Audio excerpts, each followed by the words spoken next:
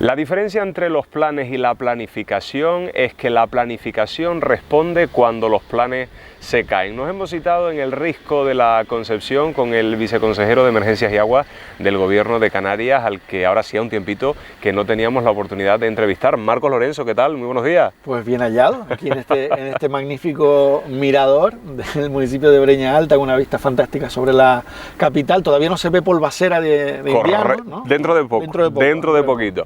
Marco incomparable, viceconsejero, pero bueno, en esta ocasión nos gustaría hablar de las vistas de la isla de La Palma. Bueno, vamos a hablar de la isla de La Palma, por supuesto, pero de temas mucho más serios, de temas mucho más profundos, porque nos llegaba, ¿no?, el otro día ese titular, como lo tengo aquí anotado, que el gobierno culminaba esa planificación hidrológica de las Islas Canarias con la aprobación de ese tercer ciclo de la isla de La Palma. Claro, es cierto también, viceconsejero, que por la información que a nosotros nos ha llegado, que al mismo tiempo se ha corregido un retraso de más de 3 o 4 años. Por lo tanto, se han hecho, por lo que tengo entendido, las tareas, se han hecho los deberes, pero un poco tarde. Muy tarde, muy tarde. Es verdad que, desgraciadamente, históricamente siempre ha llegado tarde Canarias en el conjunto del Estado y dentro de la Unión Europea también, tarde a los ciclos de planificación. El ciclo de planificación es de 6 años. Este ciclo en el que nos encontramos actualmente comenzó el 1 de enero del 2022 y nos hubiera llevado hasta diciembre del año 27. Entonces, claro, nos encontramos en febrero del año 2025, llegamos prácticamente más de 3 años tarde, un poco más de 3 años tarde a esa planificación. Y hay que decir que cuando nosotros entramos en la consejería, este nuevo equipo, pues a mediados del año 2023, nos encontramos con que prácticamente solo sabía, o los 2 planes que estaban más próximos a aprobarse en aquel momento, no recuerdo si en concreto ya había alguno de esos 2 aprobados ya, eran La Gomera y El Hierro, pero faltaban por aprobar pues Tenerife, Gran Canaria, Lanzarote, Fuerteventura y La Palma, o sea, 5 de las 7 islas. Hay que recordar que la planificación se hace, en este caso, la planificación hidrológica y la planificación acerca del riesgo de inundaciones, que estamos en el tercer ciclo de la planificación hidrológica y en el segundo ciclo del plan de riesgo de inundaciones de Canarias, en este caso, de cada una de las demarcaciones hidrográficas, o sea, de cada isla. Canarias tiene la particularidad de que cada isla tiene su propio organismo de gestión de cuenca. Entonces, cada documento de planificación tiene que ser aprobado por cada isla, uno por cada isla, no vale uno solo en la comunidad autónoma. Dicho esto, hay que decir que cuando, repito, el nuevo equipo en el que me encuadro entró en la tomar responsabilidades dentro de la consejería en el verano del 2023, teníamos claro que teníamos que impulsar la planificación que ya llegaba 1 año y medio tarde de la hidrológica en Canarias. Así nos pusimos, nos reunimos con todos los consejos insulares de agua, nos apoyamos también en la parte técnica para dar soporte técnico a esos consejos insulares de agua y avanzar más rápido en la planificación, la elaboración de los documentos, revisión, puesta en este caso en exposición pública, etcétera, en la empresa Traxa, concretamente con Traxatec, la división más técnica de la empresa Traxa, como medio propio, para poder impulsar todos esos trabajos. El resultado de todo eso es que en año y medio hemos conseguido aprobar los 5 planes que quedaban en el momento en que entramos aquí por aprobar y que tenían que estar en vigor, repito, desde el 1 de enero del año 22. Dicho eso, no nos hemos parado aquí, sino que además nos hemos puesto manos a la tarea a trabajar ya en el 4º ciclo de planificación, que empezaría en el año 2028. Hay que tenerlo en diciembre del 27 ya aprobado.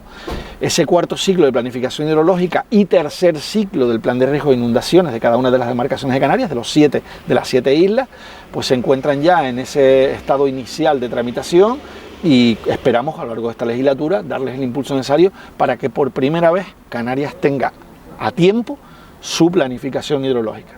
¿El porqué de la importancia de tener la planificación hidrológica en tiempo y forma? Pues más allá de la amenaza que todavía sufrimos de sanción por parte de la Unión Europea por no cumplir con los plazos, que es una derivada también de todo este retraso, está algo fundamental y que cualquiera puede llegar a entender, y es que la planificación es el instrumento fundamental que tenemos para poder priorizar aquellas actuaciones dentro del ciclo integral del agua que nos permiten evitar situaciones como las que hemos vivido, por ejemplo, de estrés hídrico o directamente de desabastecimiento o de emergencia hídrica como hay decretadas en este momento en algunas de las islas del archipiélago canario. Viceconsejero, cuando usted habla, por ejemplo, de esa demanda de la Comisión Europea, precisamente por ese retraso, por no haber culminado esa planificación hidrológica en las Islas Canarias, mi pregunta sería la siguiente: ¿se pueden evitar nuevas sanciones una vez ya hemos terminado, hemos culminado esta planificación? Hombre, se puede y se debe. Aparte de esta amenaza de sanción que teníamos por no cumplir en tiempo y forma con la tramitación de la planificación, hay otras que están plenamente en vigor y contra las que estamos luchando también, aprovechándonos de esa planificación también, sobre todo en el tema del saneamiento.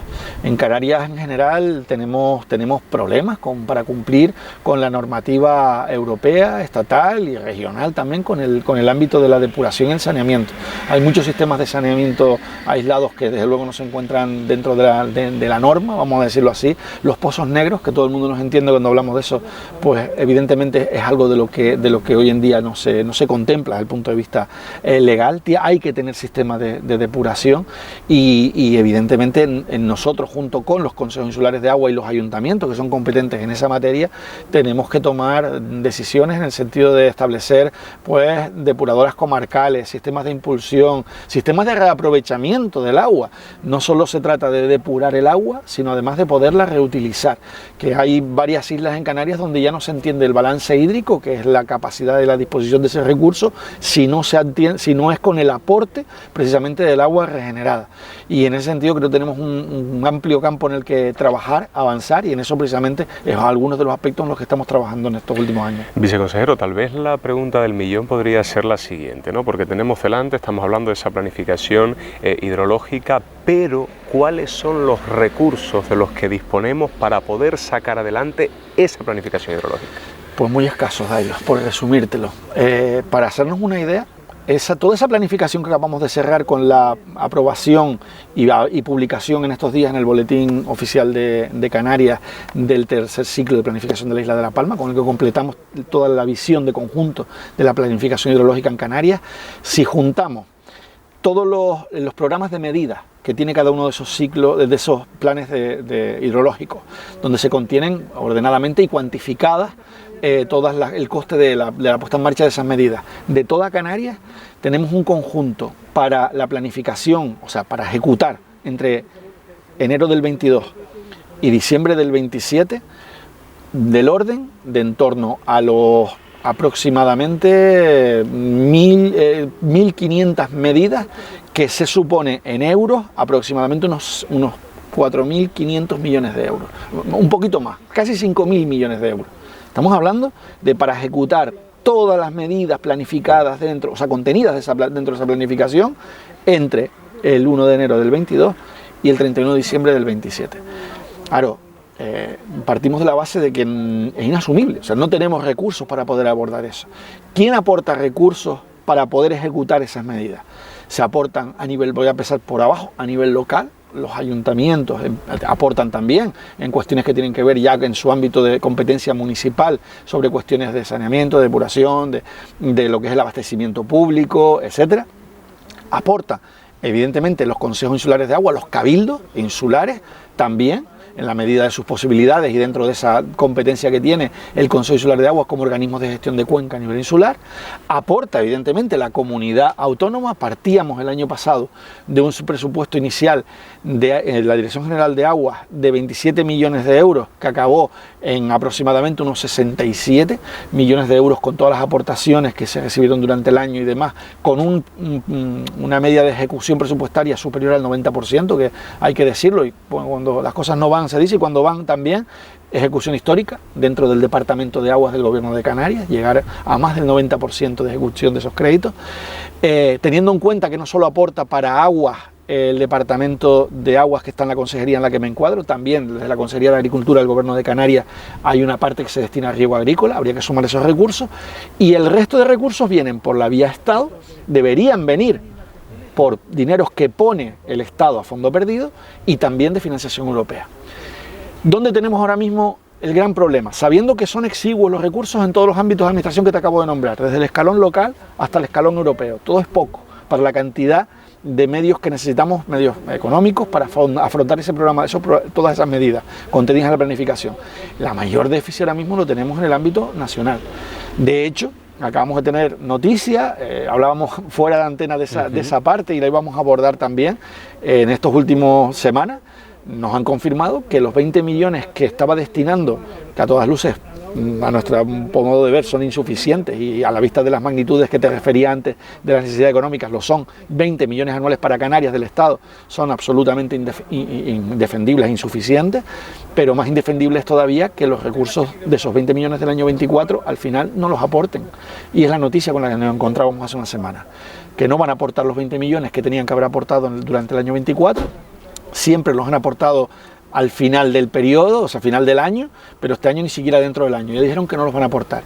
Vamos a ver, esperemos, recemos que aporten los del año 25. Lucharemos para que se retomen los 20 del 24 y que nos los puedan poner. Yo lo dudo, ojalá, quiero ser optimista, pero no es fácil. Y no es fácil porque más allá de esa contribución de esos exiguos 20 millones, permíteme que me refiera a ellos con ese calificativo, está la problemática de que Canarias llegó a gozar en su momento de un convenio de obras hidráulicas, un convenio que estaba basado en la planificación hidrológica, que era un convenio plurianual en un marco de unos 10 años de vigencia, una década de vigencia, con una dotación económica importante que se ejecutó en Canarias entre el año 2008 y 2018 y que a partir del 2018 ya no hubo más convenios.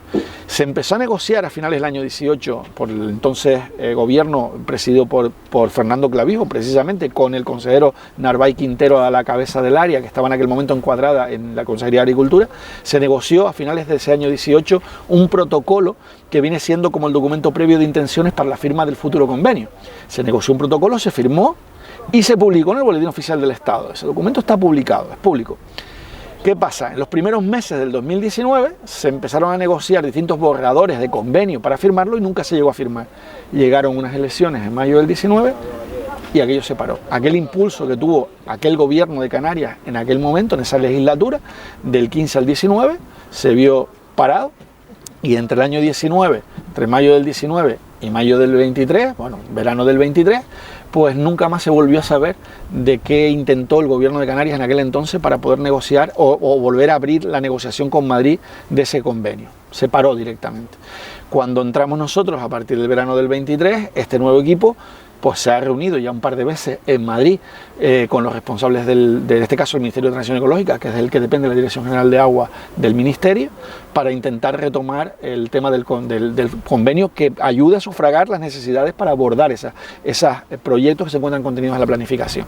En el momento la respuesta no ha podido ser más desalentadora. Directamente, primero nos decían que no era posible porque la comunidad ya no iban a dar fondos unilateralmente solamente el Estado, querían que cofinanciáramos la comunidad autónoma. Nosotros le dijimos, perfecto, estamos dispuestos a cofinanciar, vamos a sentarnos y vamos a poner un porcentaje. Se ve que no llegamos nunca a discutir el porcentaje. La siguiente conversación que la mantuve yo con el secretario de Estado, don Hugo Morán, que dentro del área de agua es quien se ocupa de este asunto, directamente me dijo que el convenio no, que era imposible ese instrumento y que en todo caso iríamos a un sistema que a nosotros en Canarias no nos gusta absolutamente para nada, porque además es una falsa financiación, ahora lo explicaré un poco más en detalle, por parte del Estado, y que además supone como efecto práctico primordial el apartamiento del Gobierno de Canarias de sus competencias, que las tiene por la Ley de Aguas del Estado, la de la Comunidad Autónoma y el Estatuto de Autonomía de Canarias, sobre la planificación y la coordinación de la política hidráulica en Canarias. ¿Y cómo apartarían al Gobierno de Canarias? Firmando vis a vis directamente el Ministerio a través de empresas instrumentales como Aquaes y Aquamed, convenios directamente con cada uno de los cabildos insulares o incluso algún ayuntamiento directamente. Claro, así, cuando iba uno a intentar negociar cualquier cosa en Madrid, te decía, no, es que para Canarias están llegando no sé cuántos cientos de millones. Perdón, le están llegando a la isla X a través del convenio bilateral donde no está el Gobierno de Canarias, le está llegando al ayuntamiento Y, pero ¿y qué hacemos con la isla que no ha firmado con ninguna empresa instrumental del Ministerio, del Estado en este caso, como Aquaes o Aquamed ¿Qué hacemos con las necesidades que tienen de obras para poder cumplir con esa planificación? No había respuesta al otro lado. Por eso seguimos defendiendo que el modelo, que además nos ampara legalmente tanto el Estatuto de Autonomía como la Ley de Aguas Estatal y la Ley de Aguas Sectorial de Canarias, regional, en el sentido de que la financiación estatal tiene que ser finalista y tiene que estar recogida en los presupuestos generales del Estado. Cosa diferente es que sabemos la situación en la que se encuentra ahora mismo, desgraciadamente, de debilidad el gobierno central en cuanto a su capacidad para poder hacer una política tan básica como aprobar un presupuesto general del Estado. Y en eso se escudan también para decir que, bueno, que como no lo pueden meter dentro de los presupuestos del Estado, como no consiguen aprobar unos presupuestos, pues no podemos abordar el tema de la financiación específica para las obras hidráulicas en Canarias. Yo sé que es un poco espeso todo esto, pero es importante que pongamos el acento en que son muchas las necesidades de financiación que tenemos y muy pocos los recursos para acometer esas necesidades. Viceconsejero, permítame volver a esos 20 exiguos millones de euros que hablaba usted que no llegaron en el año 2024 y ahora entiendo que este año 2025 poco menos que hay que llorar para poder mamar, literalmente. Entonces, sería conveniente que desde luego este año 2025 por parte del Ministerio de Transición Ecológica les dieran una respuesta al menos para poder reunirse y negociar este tema, estos dineros.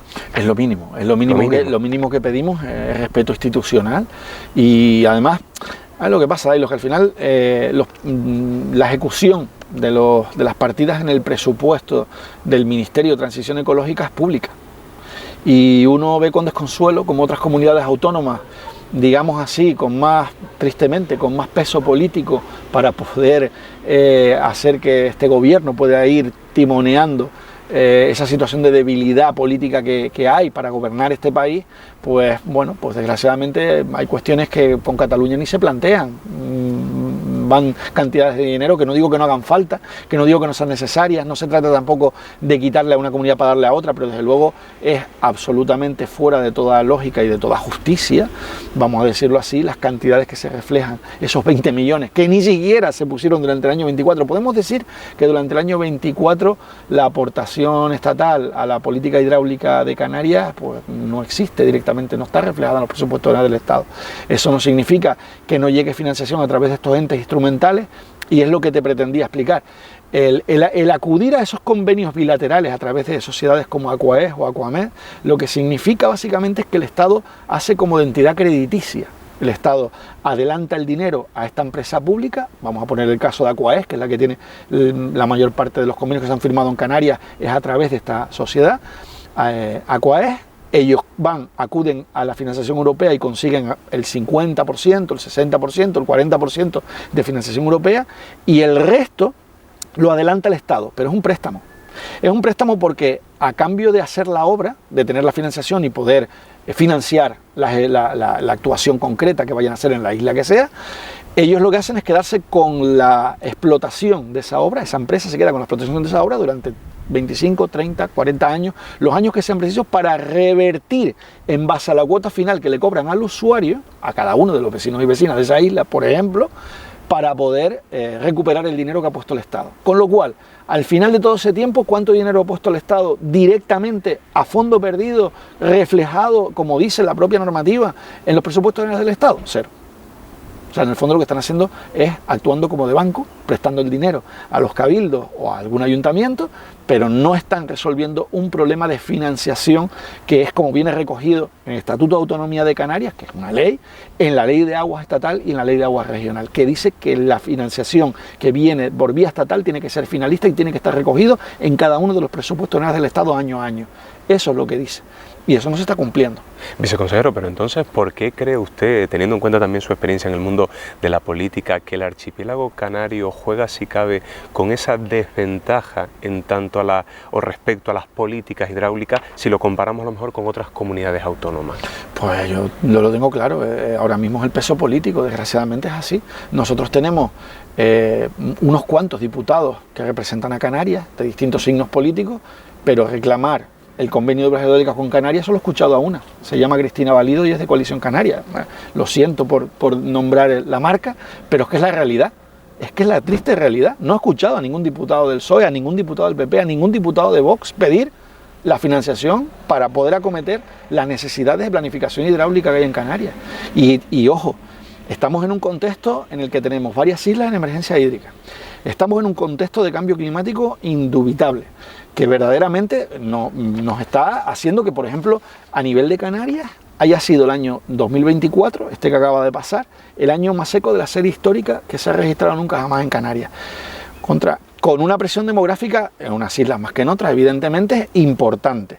Con un futuro y un porvenir que no podemos acometer sin un recurso tan básico como es el agua. Que después, aparte de todo eso, tenemos que hacer los deberes, y hay que hacerlos. Yo soy el primero que me pongo a la tarea de evitar el mal gasto de agua, de evitar las pérdidas, de ser más eficientes, de mejorar con los riegos, mejorar los usos a nivel doméstico. Pero eso es a nivel doméstico. A nivel de las grandes inversiones en agua, las horas en agua son muy caras. Son muy caras. Te daba el dato antes. Esas más de 1.500 actuaciones para ejecutar en 6 años en Canarias cuestan casi 5.000 millones de euros.